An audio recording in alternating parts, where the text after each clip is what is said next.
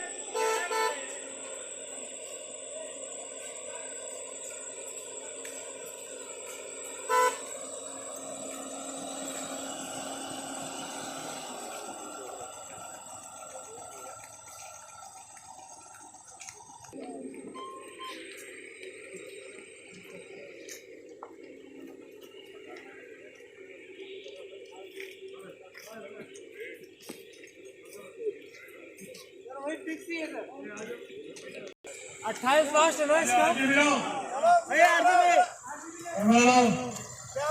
नहीं कमी है 28 ही लाहौर जी भी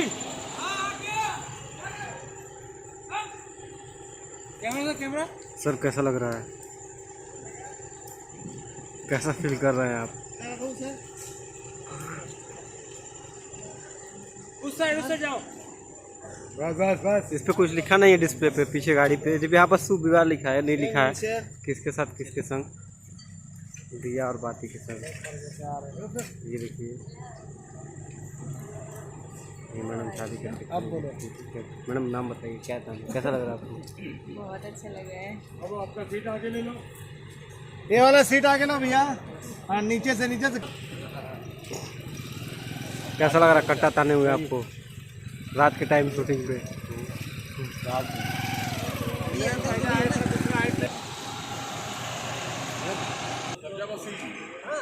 अगर कुछ होगा तो मैं बोलूँगा आसाने के लिए, लेकिन 400 मैं लगा दूँ। ठीक।